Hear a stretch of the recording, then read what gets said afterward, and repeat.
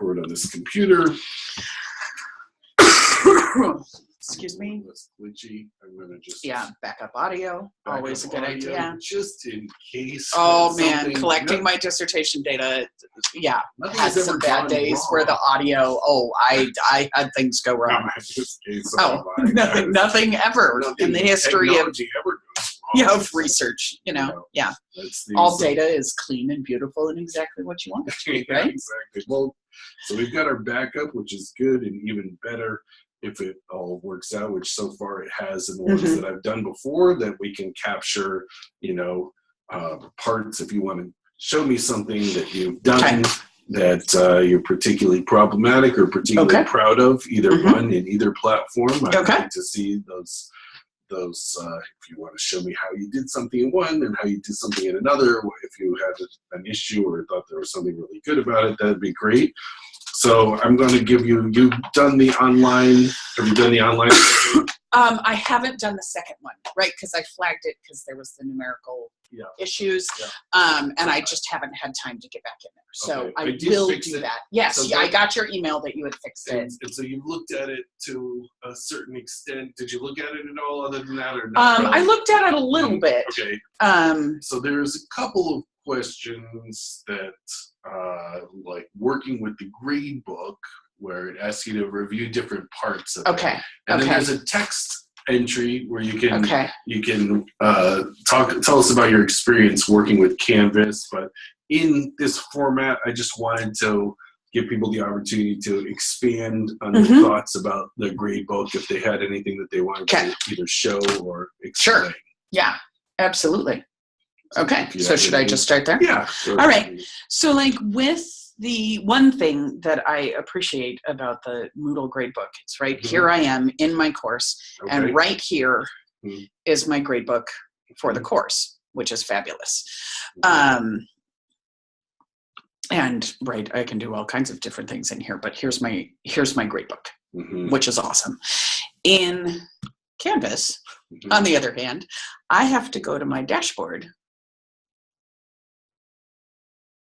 and then to my gradebook, and then to the course that I'm in, despite the fact that I was already in that course.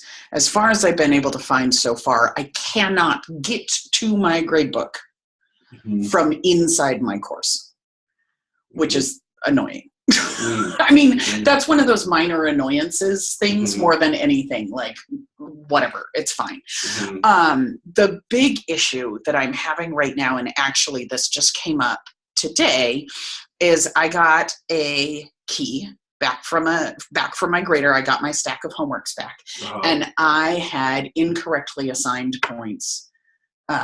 So in this class, I try to make all of my homeworks out of 15 points. But I had a bad counting day, and I made my key out of 13 points instead of 15 points. And so here in Moodle, this was homework 4, and I could come to my gradebook, setup,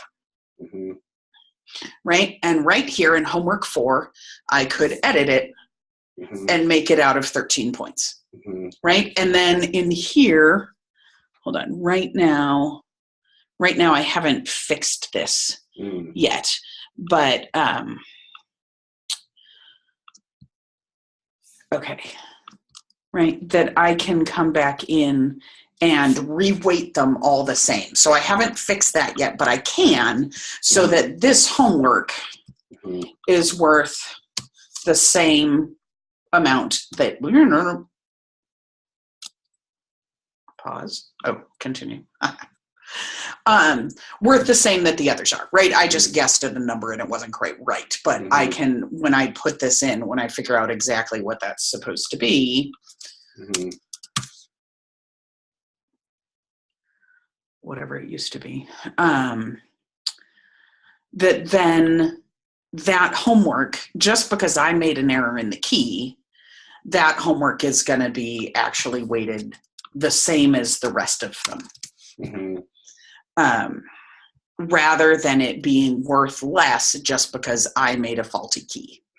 Just because it has less points. Right, because I don't actually, I mean, they put the same amount of work into it. sort of thing. Right now I'm just playing with numbers. But do you see that? Like, I want that homework assignment to be worth every bit as much as a previous homework assignment, and not to be worth less just because I screwed up. And so you're saying that, like, in math, in your discipline, that a lot of times you'll have a bunch of quizzes. All of your quizzes will be worth the same amount.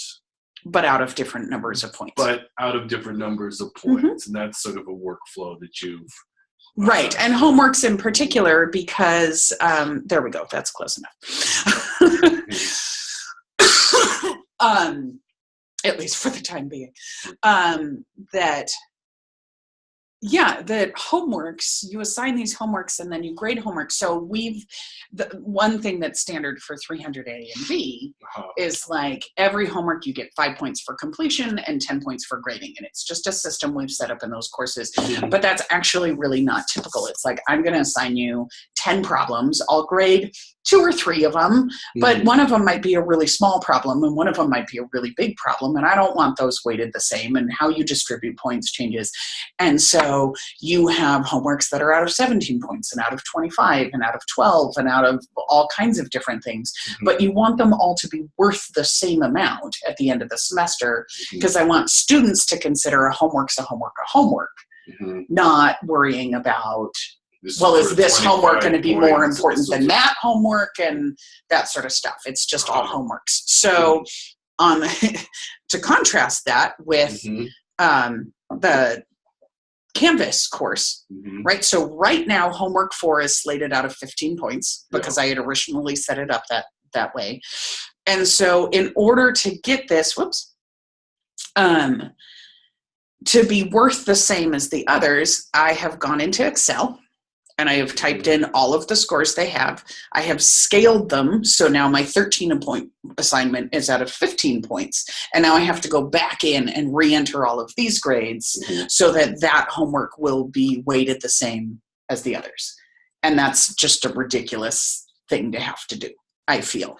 And I think that to expect, so teachers are, either going to stop using the gradebook or have to actually change their teaching practices because of the LMS.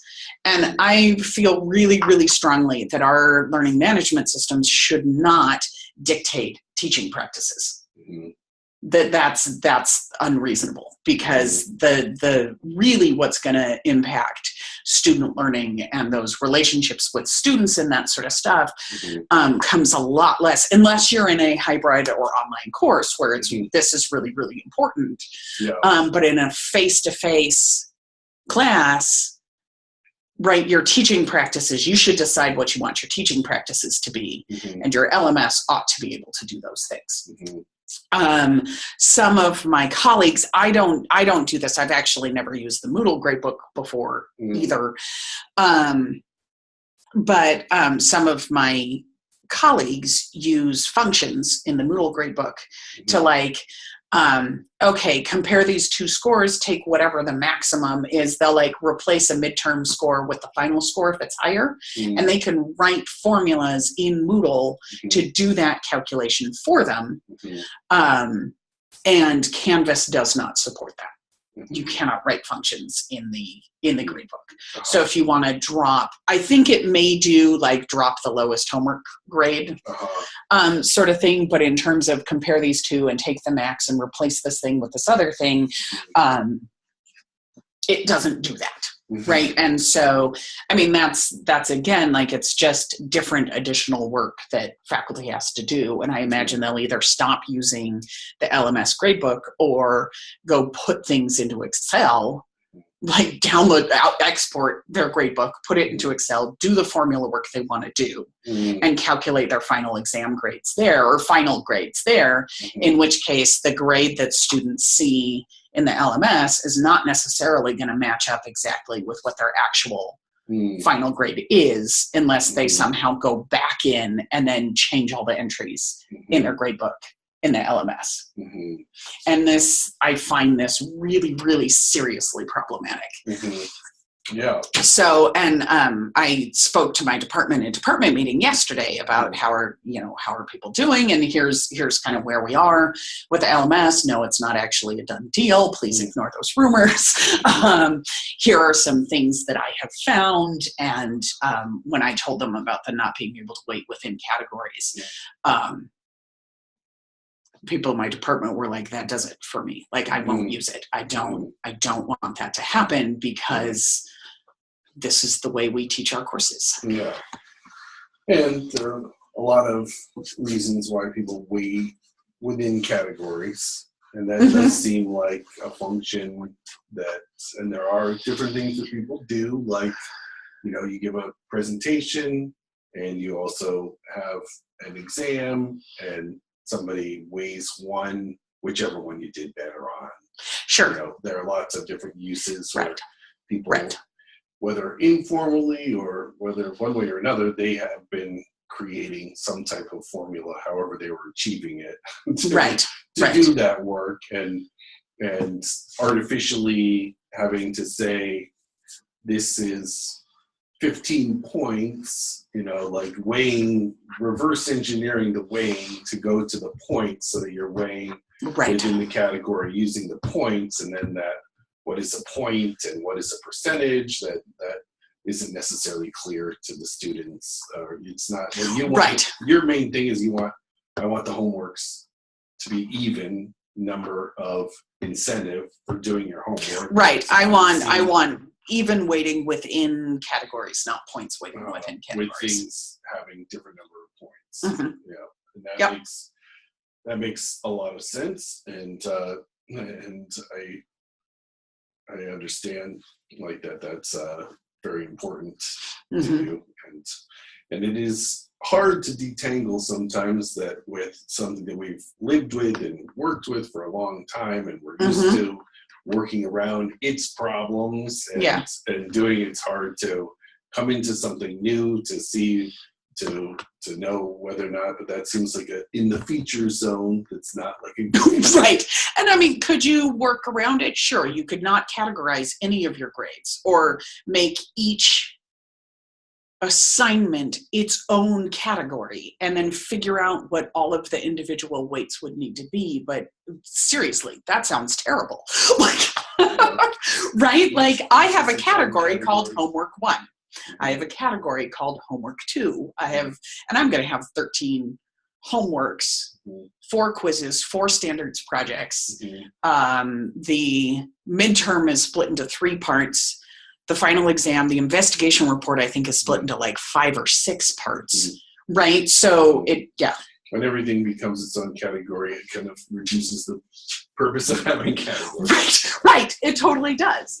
And I mean, we're not afraid of computations, but we don't really like doing arithmetic. And so figuring out what each of those weights needs to be and that sort of stuff, like that's a lot of overhead to put onto a grade book, especially when we have something that, I mean, it's not as nice as we'd like it to be, but is totally functional, like training function for non-function. So I have yet to see something that Canvas does that Moodle does not do. Right? Like, I know that if people don't turn it in, you don't have the speed grader in Moodle. But I'm not sure whether or not that's true in the new instance of Moodle through eThink that we're not piloting. Right? I don't know if there's a speed grader there. I'm sure somebody knows, but I don't know what the functionality is like with the newer version. Right. Things that people are frustrated about in Moodle. Some of those things will be fixed if we go to the other Moodle. I don't know what those are. I mean, and we may have talked about that in the committee, but I don't remember what they are. It's also not clear what these things are all dynamically co-evolving.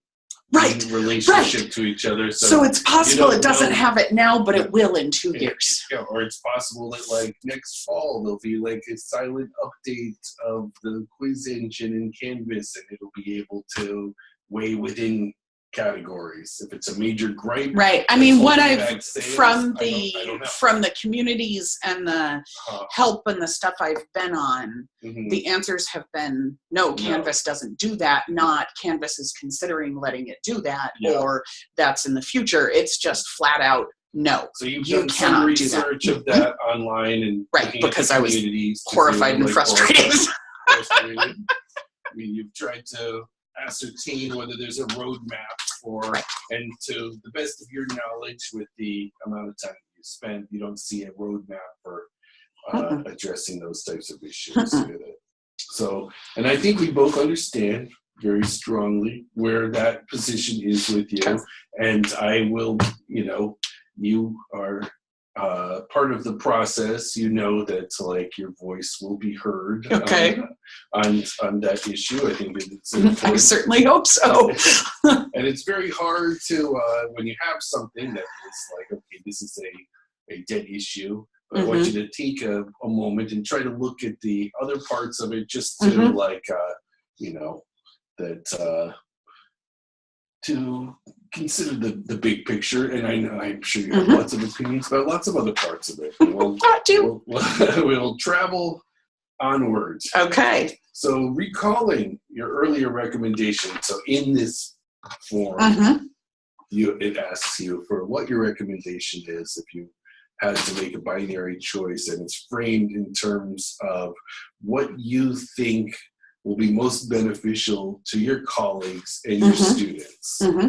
And they ask for some of your reasoning of what your recommendation is. And I just, in this format, want to give people an opportunity to expand or to demonstrate. Sure.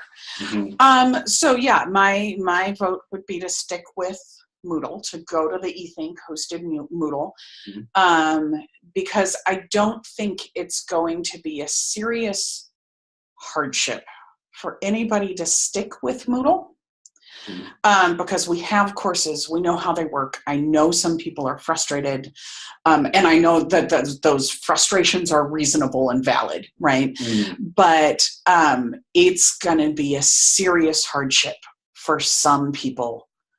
I don't have the numbers, but for some people to switch to Canvas, and that's really powerful to me. That the importing courses over. I think if your course is set up in specific ways, it'll come over beautifully. If it's not, it won't.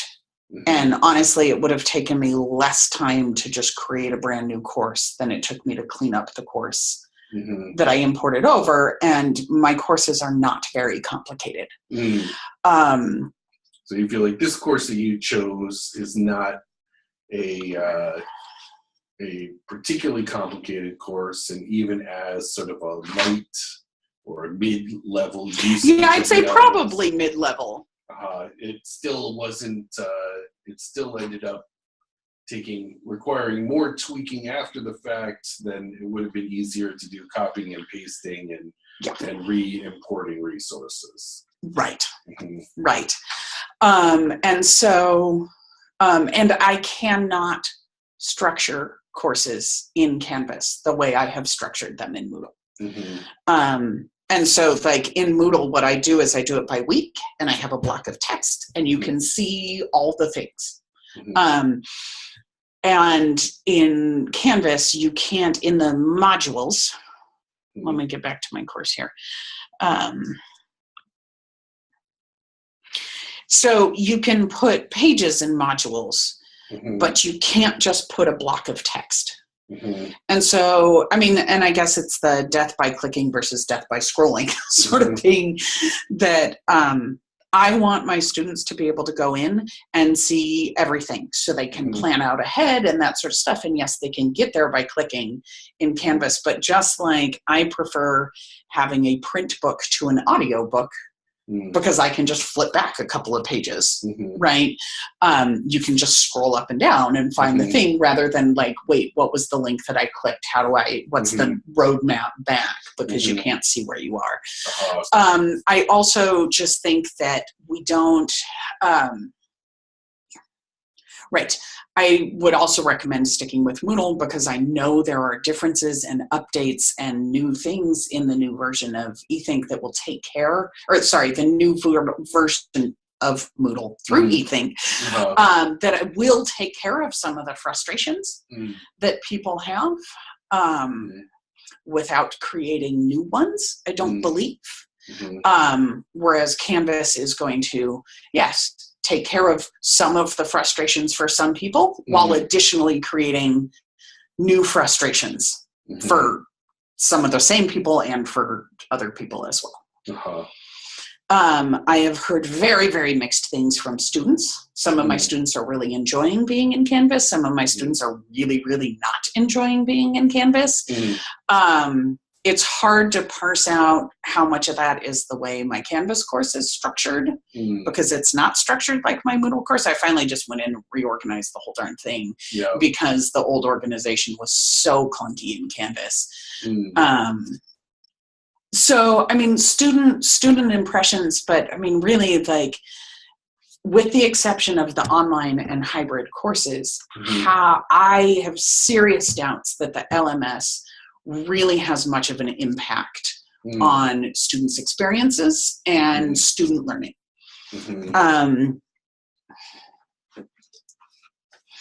So, you know, can you get to the videos? Can you get to the readings you need to do? Do you have to scroll and then click once, or do you have to click 3 times to get there? I don't know that that's really that much difference. And so when people talk about student learning outcomes and that stuff, I mean, I don't have research or whatever to back this up, but I just really hope that our learning management system in our face-to-face classes, which is the bulk of the classes we have, is really having that much of an impact on that. I would really hope that your time in class is what's really gonna affect that. You know, and there are discussion forums in both of them. So for student interaction outside class, you can assign groups in both of them.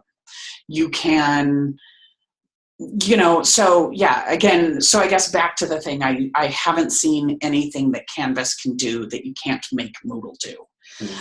With the potential exception of the speed grader, which I don't know what its new functionality is in Moodle, but there is a speed grader option if you have students turn it in through Turnitin. Yeah. And setting up Turnitin assignments is incredibly clunky in Canvas. Which is something I do. And another thing that Canvas doesn't do that I've used in my Moodle courses, and it's like, yes, there's a workaround, but is creating multi-part assignments. So let me get to that. So my standards assignment here in Moodle has 4 parts. And so, hold on, I want to get to the setup of it. Hang on, I just went to the wrong place. Oh, because I don't have editing on. That's why.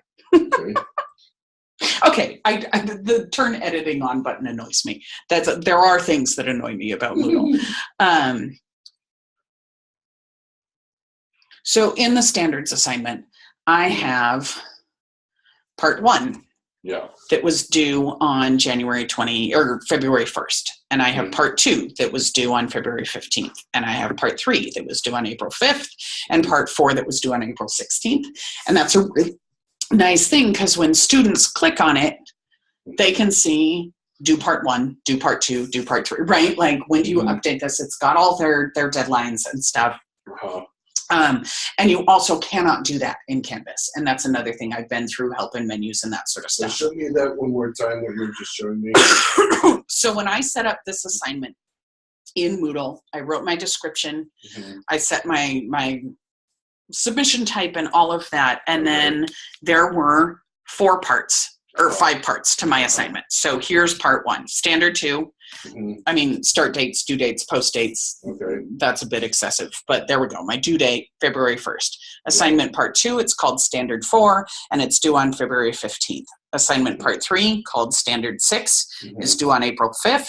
Assignment part 4, due April 26th. An optional revision, due the 15th of May. There we go. So it's set and it's done, and it's all 5 parts of that assignment are right there, which is great. So they would be separate assignments in Canvas. You would make them. I would have to make, well, and I have had to make those 5 separate assignments. So which again, create like a page that would maybe have the general directions. Yeah. And you would have those 5 separate assignments. Right. So I have a module. Well, I guess I've only set up 2 of them. So I set up a module here called Standards Assignment. It's got the description, an excellent example from a previous student, and I have set up assignment number 1, part 1, standard 4, and part 2, standard 2, and part 2, standard 4. I have not yet set up the other 3 parts. And so, I mean, I can do that, but it's also in part because setting up Turnitin assignments is so clunky in Moodle that feels like such a burden, right? Like if I had a 4-part homework assignment, and setting up 4 homework assignments is not all that different between the 2 systems. But those Turnitin assignments, But because the Turnitin assignments are clunky to set up, being able to do a multi-step assignment that is just super nice, because you've got, I have this set of settings that applies to all of them in Moodle. But in Canvas, it's like set these settings, set it up, set these right, and so it's a lot of duplicated work and effort for a lot of people, namely faculty. Yes, so you can duplicate it.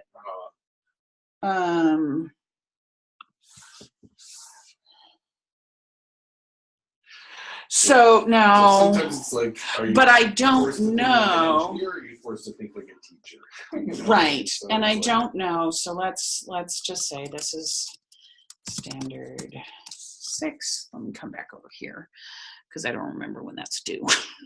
April 5th. Points 25. It's in standards. Submission type external tool.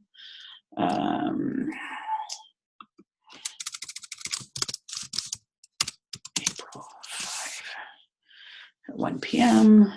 Save. If it doesn't have an available period, will it like? Oh, right. Yeah, then they can't actually access it. So let's make it like now until, April 6th, just in case somebody's running late. Okay, and then Turnitin, select. Okay, and then I want to load that tool in a new tab.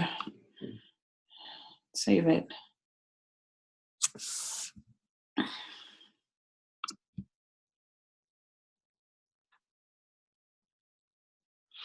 Okay, and so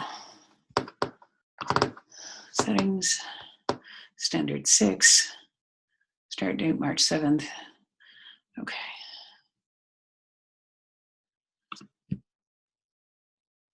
Okay, and now it's set up. Whoops. Hi, there we are. And like, so did you close the screen sharing? Huh? Oh, did I accidentally close my screen sharing? I think so. Okay. Because now I've just got you. Okay, sorry about that. Well, it's okay. There we go. Let's see. I know, I keep trying to... Oh, yeah, I was trying to click on this tab and the menu came down and I hit the stop share button. Yeah, I keep trying to click on your course and behind. Try to move things around so I can see them better. Right. Okay. So I mean, and that's just a like, and once things are set up, things are fine. You know, and really, I mean, a lot of my frustrations at the beginning of the semester, I've gotten over, because I've figured out other ways to work through and write. And I think I tried to acknowledge that in my first responses, that some of my frustrations were because of unfamiliarity. Yeah. And so to get over that familiarity for all of us, that there's something that we know. So there's going to be a lot of grumpiness. If we do switch, there's going to be a lot of grumpiness. There will probably be some grumpiness in the new Moodle too. The thing that really does it for me, like going back to the gradebook, and I'm sure there are other functionalities too, right? Like I know that Dr. Stanley talked about the kinds of quizzes she has in her course. Those kinds of quizzes don't exist in Canvas, and she will not be able to run her course through Canvas, right? And again, then our learning management system is dictating instructional choices instead of instead of supporting instruction, it's dictating instruction. And it is hard to know because the instruction in Moodle have been growing and changing over the years. Sure. The more people know of platform, the more parts of it they use, and then they rely on different. So it's hard to know how those two things are, inextricably linked, is the... Well, sure. But I mean, we have a professor who's been teaching courses for a long time. She has a huge question bank. She's been doing this stuff. It's now an integral part of her course. Yes, it evolved partly because she has access to Moodle. Right. But is it really fair to say, well, just evolve new types of courses? I don't think so. I don't think it's okay to make a move that's going to cause people to have to scrap a bunch of work that they've done previously. Yeah, and I don't know enough. I've looked a little bit into those issues. There's the question of basically each exam or each test is sort of dynamically generated in another content production tool. So there's something else that would say it's not just that these you're going to get from this bank of questions. This bank of questions might have variables in it that set what different values are. She was talking about her quiz type, and I was like, I don't really even know what you're talking about right now. Basically, from what I could tell, and this is, I'm, not relatively new to some of this too. Essentially, it looks like she uses an external tool that creates 50 different tests so that each test is unique. And it's not just shuffling the answers or from this bank. Right. And that stuff Canvas does. It's not just choosing these ones, it's that she uses a particular tool that externally spits out an XML file, which is that individual quiz for each person, which has questions of it that are dynamically generated with different variables that maybe it says it's going to be from this range to this range, so nobody's answering the same questions, right? And which I can see has its could certainly have its value, and it looked like old Moodle. I had a brief moment where it's like, oh, I might be able to she might be able to use old Moodle as a bridge because you can export. There was some type of file that was like a QTI file or something that used to be supported in Moodle, but then they got rid of that tool to take those quizzes as a bridge to get them over to the new. But that looks like that is no longer supported for whatever reasons. But that it does get a little bit into the weeds, and certainly there are going to be people that are going to have use cases, like you're saying, that there are people that the transition will be painful because they will have things that they've developed and done, and they're going to have to find new ways to do things or try to figure out some way to export those things in a way to bridge between those things. And they can be important to what they teach and how they teach and why they are doing those things. They've developed it over the course of time. So there's a table there. And so there is the question of what is the cost of going to a new system, and what is the difference in experience, and is that cost worth it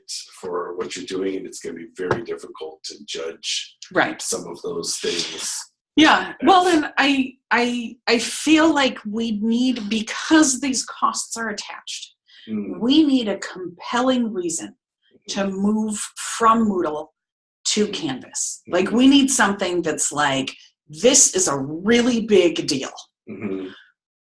I have yet to see anything that is a compelling reason to change. And honestly, even if I liked Canvas better, I would still feel like we needed a compelling reason to change. And that's where I started last fall. Like, I didn't know anything about Canvas or whatever, but we need a compelling reason to change. If for example, Moodle wasn't able to provide the accessibility that our students need through DSS or whatever, and Canvas was, like, in a clearly undeniable, like, yes, this is going to serve our students, some of our really vulnerable students, and Moodle cannot serve those students, that to me would be a compelling reason. I don't think we've got that, right? What do you see, like, you have more window into, you've been here for a while. A year and a half. Okay. I guess I actually haven't been here very long. I'm just really vocal. I haven't been, I've been a student at Sonoma State for a few years. Okay. Just education, taking off one or two at a time. So, but I haven't been central to kind of like the running and the interactions of seeing how the faculty done for a long time. But what is your sense of if you had to summarize what you sense the main motivations of wanting to move to a new LMS system? And what would you say, because I've heard other people say, where's the data saying that we need to, what is the motivation for moving to a new system? So my impression from the fall, well, so one, there is a lot of move in the CSUs, right? So that's one thing. There was some pressure or interest from the chancellor's office, like, hey, we just orchestrated this system-wide contracting with Canvas, right? And you can be a part of that. And then Provost Vollendorf, the new provost, said, you really need to look at this. Please do so. And that was we need to look at this. It did not come from faculty. And then the survey went out in the fall, our preliminary survey that said, how satisfied are you? And 75% of the faculty said they were at least somewhat satisfied with Moodle. And I think this project could have died right then. Like, most of our faculty are fine. I have since realized that, and I feel like that pressure from the provost, we really felt that. The provost was saying, you need to look at this. So we said, okay.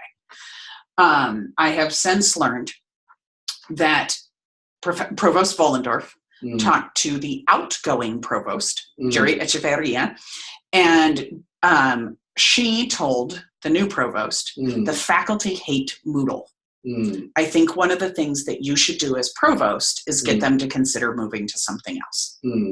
And so the provost came and said, we need to consider moving to something else, because she was under the impression that the faculty hated Moodle. And so there was this like weird sort of hearsay thing that got communicated to high administration, who then came down and said, you need to consider this, but it was actually based on false information, because the faculty don't hate Moodle. Some faculty hate Moodle, sure. Some faculty are going to hate Canvas if we move to it. But so that was, I got the impression that that was the pressure that caused us to take up this LMS study in the first place. And so you would like to see the LMS study be an LMS study. I think that I would have liked to see us do a parallel examination of eThink's new version of Moodle and Canvas at the same time. I recognize that there's that yes, like doing two of these studies simultaneously. Ideally, these same students, if their other classes were in a a version of. And I mean, I love my students, and I take their feedback seriously. Honestly, faculty, our voices need to be stronger than the student voices here, because the students are here and they're gone, and they're going to take a lot of courses that aren't in whatever LMS we offer, because not all of our faculty use the LMS. But like, that's where faculty build their courses for their semester to start, right? Like, our faculty are going to be here. Our faculty work in the LMS a lot more often, right? So these things that, like, I cannot do the things I want to do, I don't think students have that. Because in both systems, you can access your course, you can download materials, you can watch videos, you can communicate with your professor. It may be easier in one than the other. I'd imagine that some things are easier in one than the other, and vice versa. But like, we're the ones that are really working on it. Like, I don't think our students' lives are going to be very impacted by the change. And I think faculty lives might be really strongly impacted by the change. So I like that we're interviewing students, because faculty opinions are going to be partially informed by their student opinions, because we're all at a teaching institution, because we love students. But that, right, if students come back and are fairly in favor of moving to Canvas, and faculty come back and say no, even though we're smaller numbers, that no has to win. Where, I mean, and thinking about, like, yes, it's going to create more work for a bunch of faculty to clean up these classes. You're talking about some of the, like, hardest working, overworked, strung out, like, flatlined people there are, right? I mean, we work insane hours. We're just like scraping the bottoms of our energy barrels all the time. And so, like, hey, you've put 10, 15, 20 years into developing your Moodle courses. You have to redo all of that work. Oh boy, is that not something I want to ask them to do without a really, really strong, right? And there's the compelling reason. Like, the need for the compelling reason is we're saying you are overworked and stressed out and do too much already. We're going to give you a whole bunch more work to do. You've got to have a real good reason for needing to do that. When you look at the overall experience of Canvas versus Moodle, like, there's that,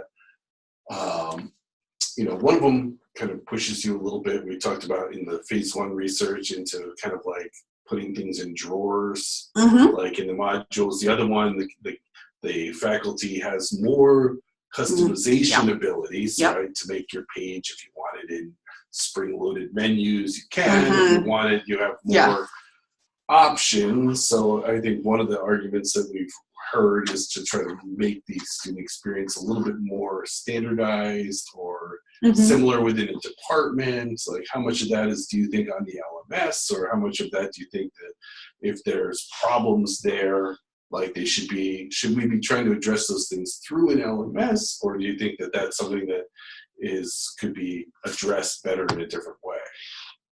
I don't know that we need to address that at all. Okay. Is kind of where I am. Like, I teach my courses differently than some other people do. But that's because that's who I am, and I need to bring my full, genuine self to the classroom. And so my classes are energetic and a little bit chaotic and that sort of stuff, and that's the experience that my students have. They're incredibly active, they're incredibly hands-on. Other classes are much more structured and timed and tamped down, and of course they are. I mean, that's academic freedom right there. And if you're saying we need to standardize the student experience, like, I have giant alarm bells go off. Like, no students' experiences are going to be identical, even if they take identical courses, because they bring their own persons to it. And so trying to standardize the student experience is going to, like, wipe out a lot of freedom that faculty have, and a lot of freedom faculty have to engage with individual students. So an interview question that I don't know that I'm allowed to say that. An interview question that I was asked in my interview, I know I'm allowed to talk about my own interview, was, do you treat different students differently? And the answer is, of course I do. Because students are different. And so some students come with a wealth of background experiences, and that can be because they went to a high school that offered a dozen different AP courses. And there's another student that didn't even have a high school that offered 4 years of mathematics. Of course I'm going to teach those students differently. If one of them comes to me for help, I'm going to be like, hey, here are some library resources, go to it. And somebody else, I'm going to say, hey, sit down, I will talk to you for an hour about this foundational background stuff that you didn't have.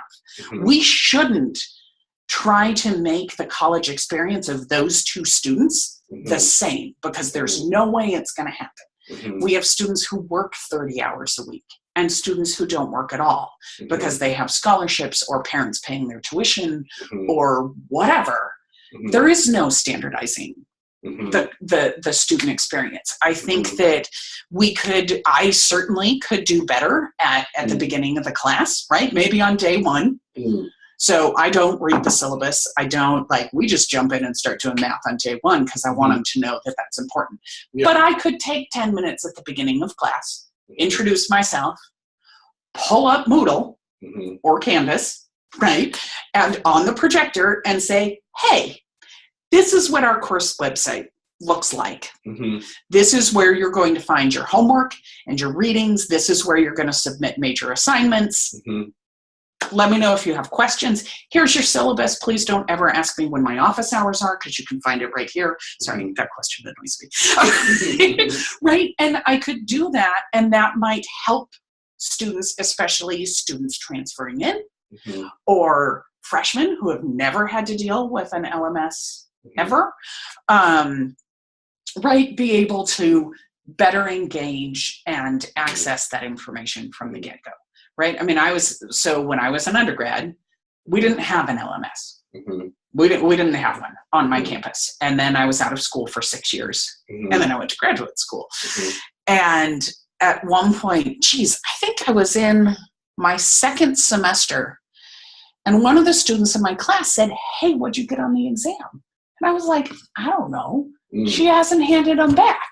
And he goes, well, haven't you checked it on Blackboard? And I was like, I don't know what Blackboard is. What are you talking about? Like, nobody had told me that there was an LMS. Nobody, because they assumed everybody knew. Because in mathematics, it's very uncommon to take a whole bunch of time between undergrad and grad school. I mean, there were other cultural shifts, right? And then I knew, and then I could check grades, and my professors didn't use Moodle all that much, or Blackboard, and I consequently didn't use it either.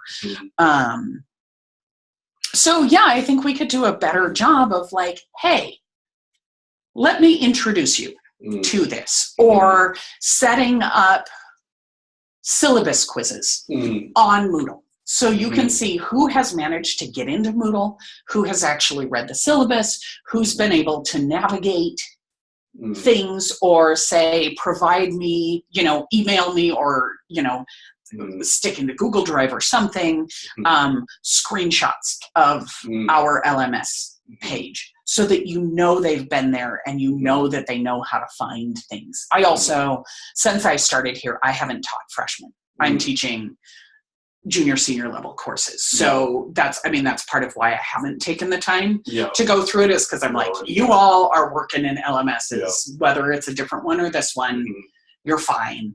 I've gotten some questions from students, where do I find this? And I'll take a screenshot and paste it into the email. It's in this part of Moodle right here.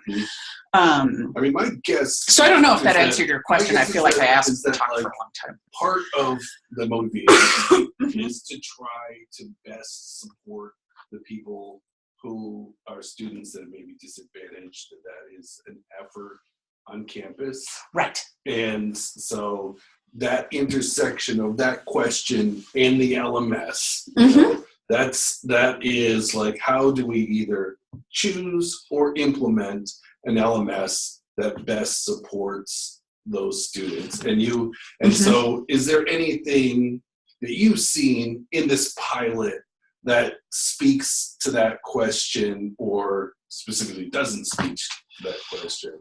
I mean, I would guess that it's about even between the two. None of my students have had problems navigating through Moodle. Some of my students are currently having problems navigating through Canvas, but I think that that's because it's unfamiliar. And by the end of the semester, they're going to be fine navigating through this course in Canvas. I haven't seen anything that I think would make one of them strongly preferable over the other one. I don't know if either of them, in like, as a student, if you have an ability to say, translate this page into Spanish, right? Or to Mandarin, or to whatever. I mean, Spanish being the biggest one. Like how do the different LMSs, like, both, you know, if you're doing it in, you can choose your language, I think, overall. But I have no idea how. So they probably won't translate course content. Yeah, if you're teaching like a Spanish class, I think you can set your course to be, and I don't know if it's on the individual or if it's the class way. But I also don't. That's a big question. You know, is it do use the engine of, you know, Google, like websites that can be automatically translated through Google. You use Google Translate. Say, if you have Weebly, you can say, give me whatever mediocre translation you can, which is sometimes better. I use it on Facebook. Sometimes it's better than nothing. I have all kinds of different languages. Okay. What is this? Yeah, it's nice to know what your friends are saying about you. But that's good feedback, though. I think that, like, I agree that, to me, you know, when you open up a new box, you're like, oh, maybe it'll fulfill all of my wishes and dreams. And of course, it's not going to. It's a product made by humans, and I'm sure that Google has spent millions and millions trying to get that one feature to work. So it's maybe unreasonable to. Yeah. But speaking about our low-income, first-gen, vulnerable populations, I think relying too much on the LMS is an issue, because we don't know. I mean, I know a lot of people are like, everybody has devices. Like, no, they really don't. Really, truly, not all of our students have access to a computer or tablet or the internet at home. I'd imagine it's a very small minority, but we cannot assume that everybody has that access, right? And so relying too much on the LMS actually puts those students at an additional disadvantage, whether or not, or regardless of the LMS and how mobile friendly and stuff it is. And it's funny, because I've had students both tell me that Canvas is much better. No, I've never had a student tell me Canvas is much better on the phone. I've heard other faculty say in our committee meetings, people have said the mobile site is much better, and my students say that that's not their experience. The Moodle mobile site has been better for them than the Canvas mobile site, but that's just, I'm going to let the students talk about the student experiences, right? But so it's just like, I don't think there's anything about these that is really going to make a huge impact on the student experience. But I wasn't a student that had an LMS, so I don't know, or I guess I did in grad school, and I think I looked up that one exam grade and never went back on Blackboard. So, you know, I can't really speak to that, but I have not seen anything that stands out to me as like, this is going to be critical for this population of students. And that's a population of students I spend a lot of time thinking about and caring about and supported. Ended up having a conversation in Spanish with one of my students the other day who was confused. I think actually she was really surprised and didn't expect me, but she was just sitting there and said, "Ayúdame on me." And so I went over and said, ¿qué necesitas? Hay un problema. You know, and we had a conversation then about functions in Spanish. And I think it left her feeling a little better but no LMS is going to do that for you, and I certainly don't expect all of our faculty to be able to do that either. Although it'd be great if we lived in a country that supported people speaking more than one language. Yeah, well, we raise Sonoma County properly, and then we'll have a better chance of heading in that direction. Well, I'm working on it. It sounds like it's some part of our goal. Yes. So we'll try to go through these next questions more quickly. Oh, okay. Sorry, because I've been talking my head off. Oh, no. It's what I do. I'm interested in these things too, It's like there's the big picture question. And so I am very interested in, I don't know everything that motivates exactly and the history of exactly how we ended up where we are. And there is that real question of what can we do that's best, whatever the details are of where we go, whichever thing is like, I think that those questions of which platform allows us to best support our students one way or another, that's what we all want to go to the same place. And we are all looking and seeing where is that place and try to figure it out. So I think that this view that we've done is valuable, but it would be nice if there were a better evaluation of Google too. So ease of use of Canvas. Please describe your experience using Canvas this semester. If there's anything that you want to show me, that you have shown me some things before, if there's anything else that you think relates to ease of use and experience with Canvas. So I don't know. I mean, it was clunky to start because I didn't really, I'm trying to figure out how to get out of student view. Hold on. I don't know how to get out of student view. Okay. It's in like the settings. Right. But right now I kind of can't. Oh, wait, there's the settings link. No. Nope. I think that didn't work. Courses. Okay, wait a minute. Let me just go back. That'll help. Okay. Yeah, if you go down here. Yeah, settings is usually here when I'm an instructor. Let's see. Oh, down at the bottom, you need to go down. Oh, my window's just pulled down. I pulled it down to get out of the. There you go. I have serious asthma issues. It's okay. And so I'm not like, I don't have the plague, I promise. That's okay. I don't believe in germ theory. Oh, okay. Well, I had whooping cough in December, so, it's not that. I mean, honestly, like just, I'm still getting used to how to get around. I have gotten to the point that I feel like I can get around about as easily in Canvas as I can in Moodle. I really don't.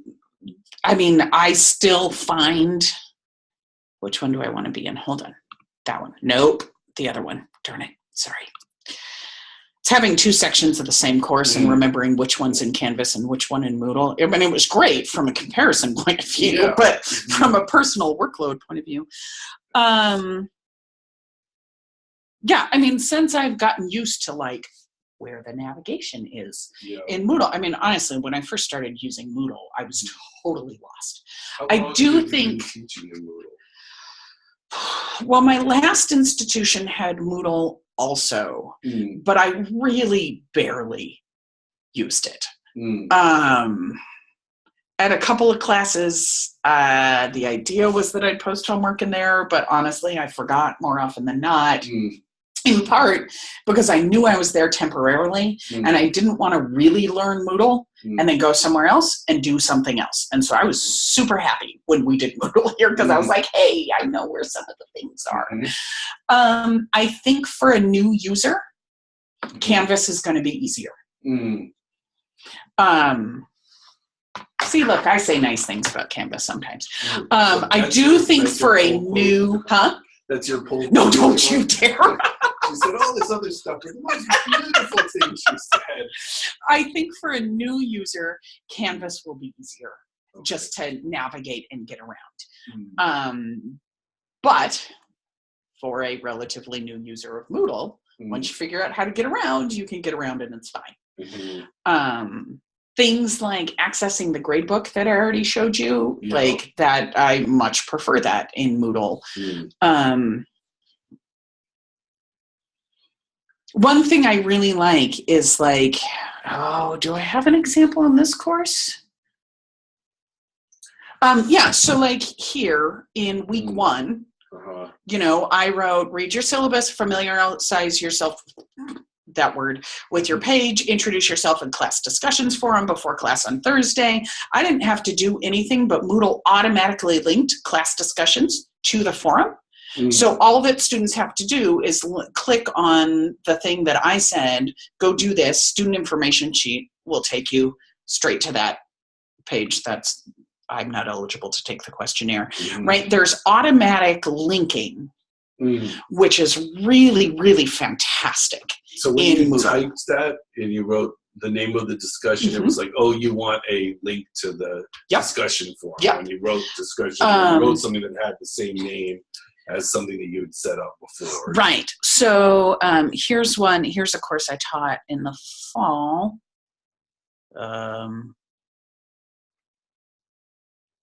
Where is it? Oh, it's probably already archived. Okay, hold on. I don't want to click on you.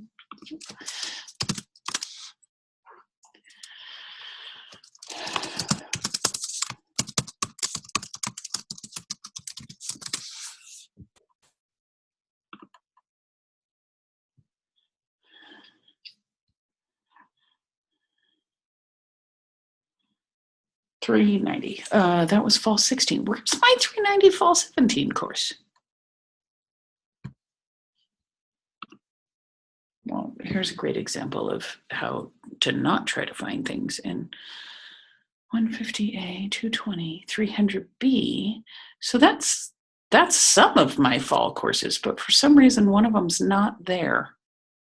Darn it, because that's the one that was really nicely set up that way. I don't know what happened to that course. Okay, but that's a that's a different thing. Right, but so again, like take home midterm assignment. And there it is, even though it was posted somewhere else as an actual link.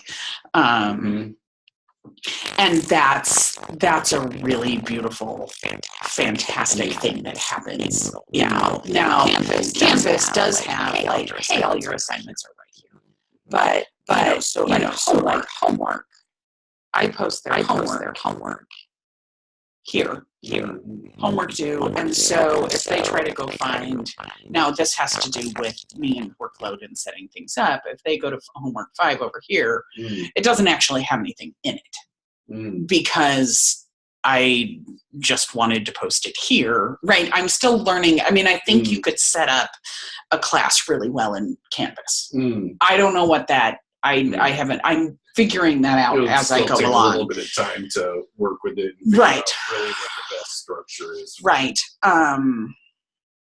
So there's stuff that, you know, and I just think it's 6 of one, half dozen of another, but that automatic linking is so nice. What about this is something that a lot of professors try to sort of change, like the visibility of focus depending on where people are in the course. Some people show everything. Here's the whole course. Some people don't want to overwhelm their students, so they kind of like narrow the students' focus in different ways. Do you do anything like that tries to make it easier for students to understand what they need to know right now? Yeah, definitely. And if I could find that 390 class from last fall, well, you know what? I might have done that in geometry also. So, okay. I don't like the drop-down menus because they disappear way too quickly. Oh, no, that'll be in the archive because that was last spring. 308. So I do this by week, but I did the most recent week first. So week 1 stuff is all the way down here because I didn't want them to have to scroll past all the rest of it to find it. So as I entered things, I did it in this like reverse week order, and then I hid those weeks until it was time. So they'd come in, and the first block under their homework block, right, the basics and the homeworks, was whatever week it was. So reading what was going on for exams, right? These were take-home exams, which is why it says exam will be handed out, right? Reading class dates, various things, reminders of things that needed to happen. So that was a thing I did there. But I could do, and I do something similar in Canvas, like on the homework, I post the one that's due, that's upcoming, is the one, I mean, this one was due last week, but it's because they don't have another homework due this week. That most recent thing first. And I know you can set different pages to be the home page, so you could make like each week, you could set that page of that week to be the home page. Yeah, so that's some of that. I really didn't understand what pages were before the semester. Yeah, exactly. So I accomplished that same thing. Let's see. So you talked about a fair amount of detail about your migration experience. One last thing about that. Do you have, so you know from our discussions about that issue of like the power users are the people who are going to have the most complicated time. Is there anything that you can think of that, how would you message it to people if they were migrating of their best approach? Can you think of a way to best message their approach towards migration, how to approach it? I mean, one, turn it in assignments, don't go over. So don't even try, because they're not going to come through, and give yourself a lot of time. That's all. That's, I mean.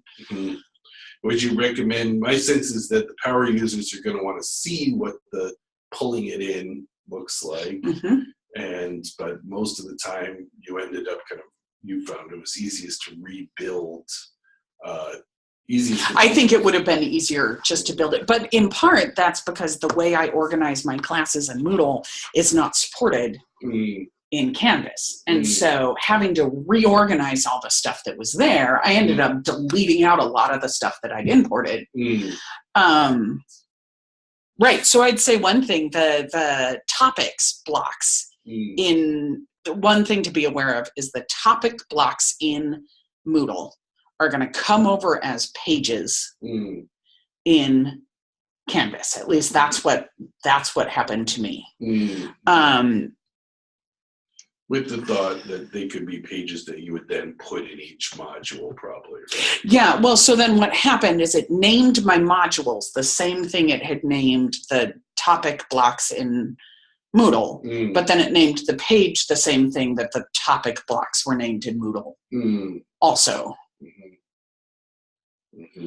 So it was trying to set up modules by weeks because that's how I was set up in Moodle, but then it imported all that stuff as pages also.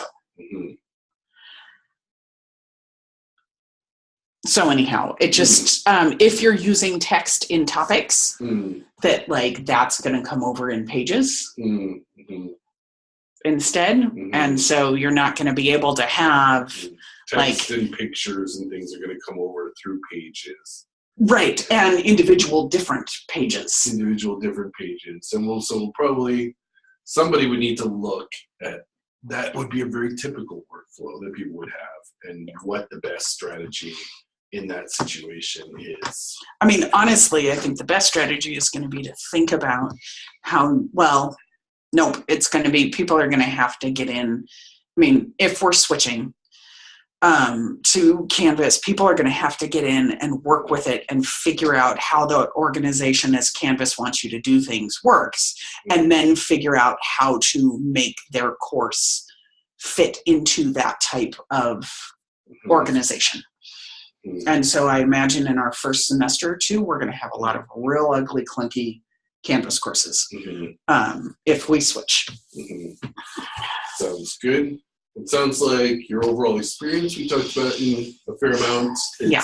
And just to summarize it, it sounded like your overall experience is that it's a functional LMS. It could work well for some people. It's missing some of the features that some critical features yes. that some professors find essential to being able to teach the way they would like to teach. As opposed to trying to fit it into it.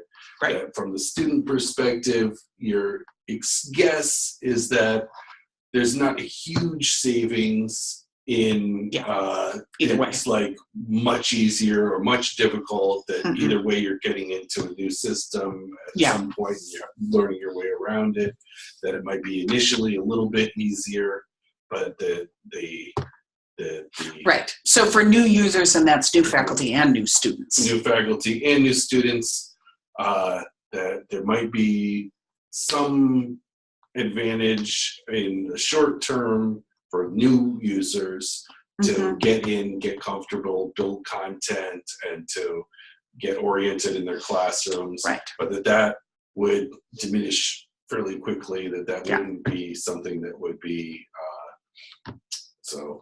a decent summary. I think the one other thing I really want, is that there is not a compelling reason to switch to Canvas. And the concept of continuity with the CSUs, the other, or the community college isn't a significant, not a big deal. Yeah. That you don't see any major advantages to accessibility or the way that it would be for different, you can see online courses versus face-to-face courses. There may be big advantages there that I'm not qualified to evaluate. Yeah, because I don't teach online courses. Being in all face-to-face pretty much, and how you make that online engage the students to make them feel like they're really a part of a course when they're in an online course, and some of the tools that might be there in terms of you don't need to give video feedback to your students necessarily because you're live there in person. Right, I just talk to them instead. Yeah, just talk to them. So there are some sense of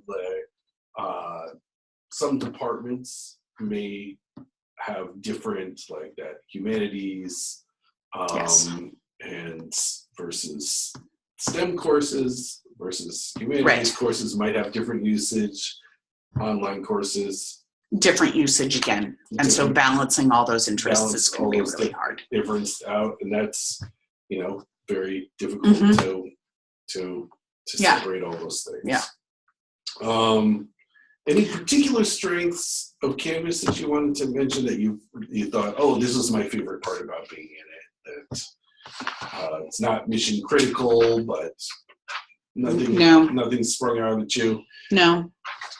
We've talked about some of your challenges. Yes, we have. Question 21. Have you encountered any difficulties? I think that you have encountered some. I have some. Yeah. There's a quiz difficulty too, but that I found an easy workaround, so it's fine. So you're able to find a workaround. That next question was about the reasonably able to recreate workarounds for things that you used in Moodle. And you created a way to... yes, for most things. I pulled open, for the weighting, I ended up pulling open an Excel sheet and scaling all of my student points by 15/13. And then I have not yet re-entered them into Canvas, but I will do that. Entering some grades manually in Canvas. Yes, I entered the grading, the weighting that you want them to have. Well, right. Well, I mean, I enter all my grades manually, but I had to scale them manually and then enter them. And so part of it is that they were already in Canvas because I hadn't noticed the error until after. Are you giving any of your quizzes through Canvas? No. And that was the quiz issue that I had, that I was like, hey, I want to create new quizzes, but you can't assign a number of points to a quiz unless the quiz is actually set up in Canvas. So I had to create new assignments that are just basic assignments and call them quizzes so that they could be in my gradebook. So that was just a little thing. My students were like, hey, how come these quizzes aren't out of any points? And I was like, good point. So we worked that out, though. I just had to recreate them and that sort of creating a very basic assignment is super quick and easy. It's fine. Any particular features that could affect individuals with disabilities accessing coursework in Canvas? I don't feel qualified to answer that. Okay. What type of support would be if we did transition, do you have any ideas of the types of support that you think your colleagues would find most useful? Obviously, there's things like the phone and email support, which is something that we can purchase to have a contract with. We'll probably do face-to-face workshops with the faculty center and have options like we're going to work on developing a proposed training. So thoughts of what would be most helpful? I think that I don't remember which school it was. They said that did the tier 1 support. Oh, you weren't at the meeting yesterday.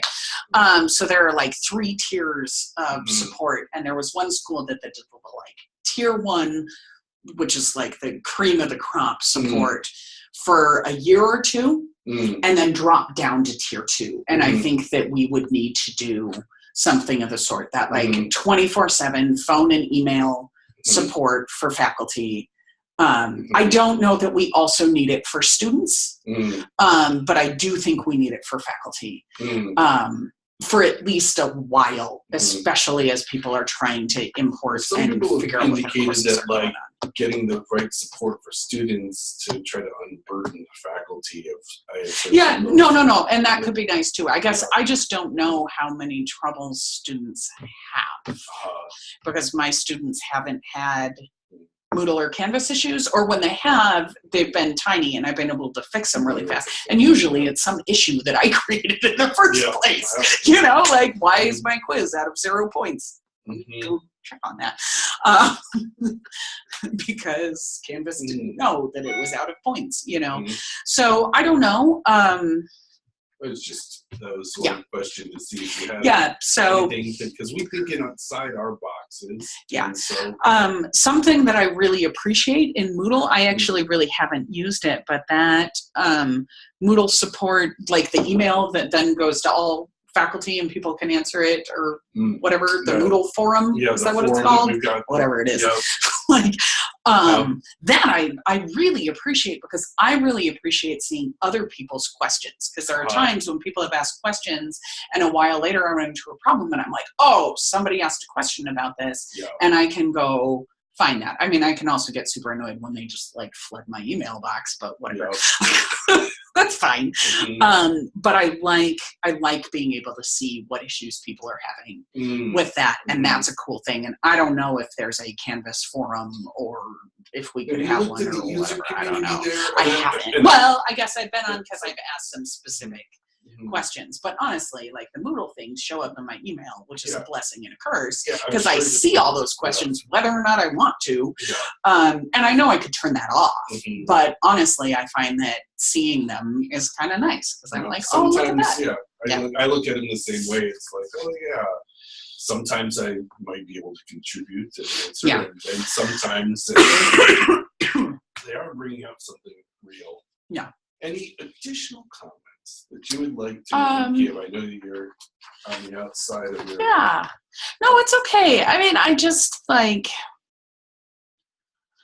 No, I think we've covered it. I can reiterate that I don't think there's a compelling reason. I can reiterate that my department, like, the gradebook issues that Canvas introduces are really, really critical.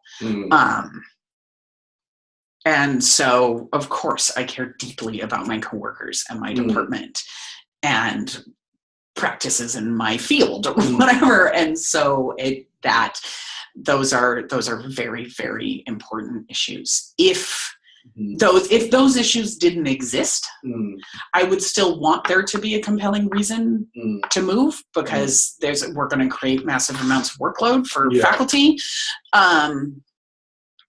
But if those issues didn't exist, as a personal user, I could go either way.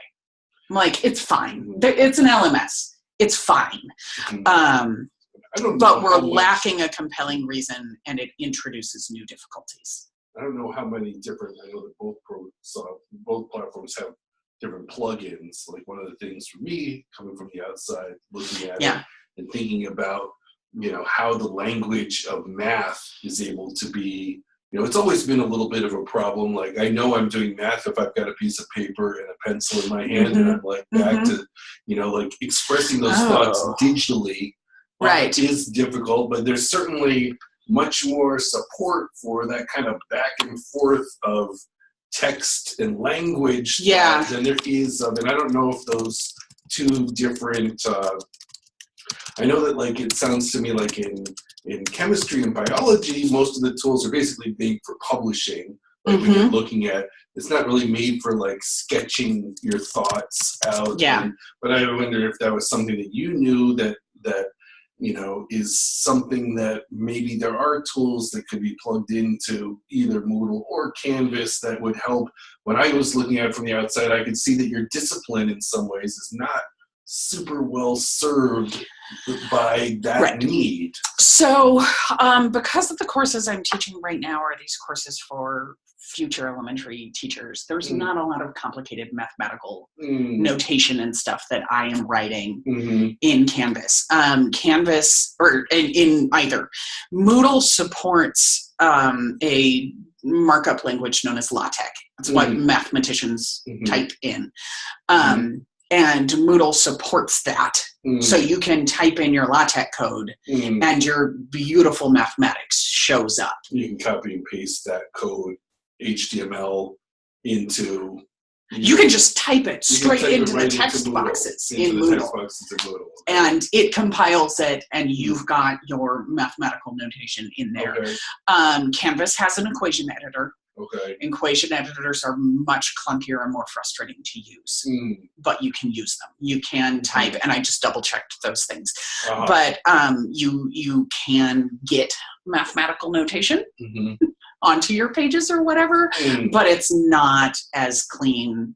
And it's one more thing that people then have to learn is how does this equation editor work? And you can't respond back to students' equations with equation editor. Like you could, somebody submits their assignment, are you able to, like in Moodle, if you wanted to like respond to like, oh, this would be a better way to do it, and you use an equation editor? I don't know, because most of the time they're not submitting mathematical work like that via Moodle. Those things come in on paper. Now, a lot of our students now type them in LaTeX and turn in your printed stuff, and you make handwritten comments. The stuff they upload in Moodle, for me, are reflections, essays on things. I mean, this is something that Sandy says a lot, is people in quantitative fields, and they're not grading essays and blah, blah.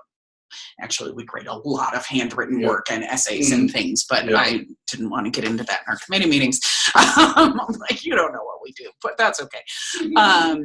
But yeah, just because, and not everybody knows LaTeX, and using equation editors is clunky, that we don't require that stuff be submitted. We get our stacks of paper and write them, because honestly, our students are going to be working on paper. Why have them scan it and upload it?